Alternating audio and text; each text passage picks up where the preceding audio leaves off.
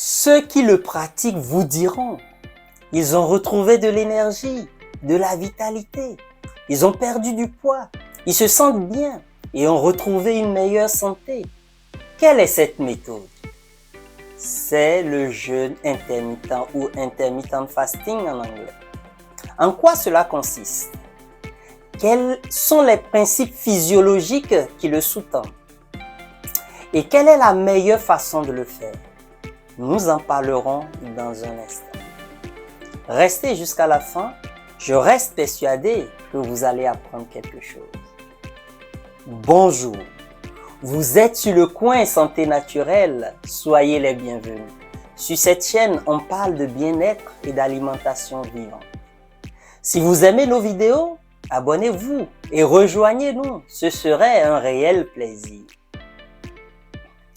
Pour commencer, il faut savoir que le jeûne intermittent est déconseillé aux personnes avec des troubles de comportement et aux femmes enceintes. Pour celles ou ceux qui sont dans ce cas, il faudrait consulter l'avis de votre médecin pour voir si cela vous convient. Le jeûne intermittent est un jeûne court de moins de 24 heures. D'après les études, les deux formes qui ont un impact significatif sur notre corps est le 16-8 et le 24. Le plus simple pour la majeure partie des gens est le 16-8. Le jeûne intermittent 16-8 consiste à alterner une période de jeûne de 16 heures sans rien manger, y compris la nuit, avec une période de 8 heures où vous allez grouper tous vos repas, donc manger à satiété. Sur le principe, le jeûne intermittent va vous aider à perdre du gras, donc du poids. Et comme on le sait tous, la meilleure façon de perdre du gras ou de taper dans nos réserves, c'est de maintenir un taux d'insuline bas dans le sang. Et surtout éviter les pics de glycémie, source de beaucoup de problèmes de santé. Chaque fois que vous mangez, vous sécrétez de l'insuline. Cette hormone régule le taux de sucre dans le sang, mais également, elle pousse notre corps à passer en mode stockage.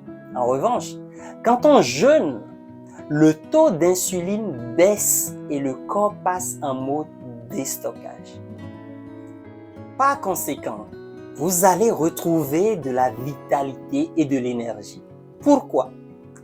Parce qu'on sait que notre énergie disponible dans la journée se répartit de la façon suivante. Un tiers de notre énergie est pour notre métabolisme de base. Activité du cœur, du cerveau, le déplacement des fluides du corps. En fait, toutes les activités du corps qui ne dépendent pas de nous. Cela nécessite le tiers de notre énergie. Un autre tiers est pour les activités conscientes. Courir, travailler, danser, etc. Et le dernier tiers est consacré à la digestion, ce qui est colossal. Quand on s'abstient de manger, ici pendant 16 heures, comme l'estomac est vide au bout de 4 heures, il commence à y avoir de l'énergie disponible. Ensuite, à leur tour, l'intestin grêle, puis le gros intestin n'ont plus besoin d'énergie pour assimiler et éliminer. Donc, toute cette énergie récupérée progressivement est redirigée ailleurs pour un nettoyage du corps. Et on retrouve de l'énergie, de la vitalité. On perd du poids sur la durée.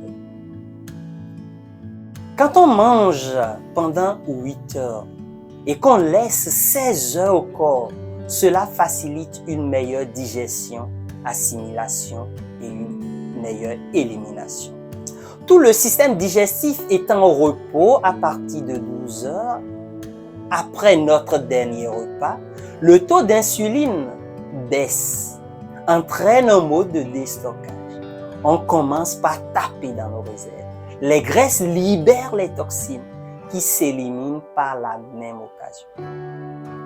Dans tous les cas, la réussite d'une perte de poids, de retrouver de l'énergie et d'être en meilleure forme va dépendre de plusieurs facteurs, dont l'un des plus importants est de prendre des aliments de bonne qualité.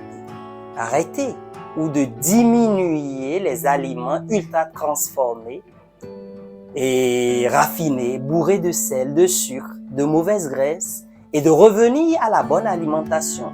Fruits et légumes au maximum, légumineuses, oléagineux, les produits animaux de bonne qualité, poissons, viande, pourquoi pas acheter en circuit court.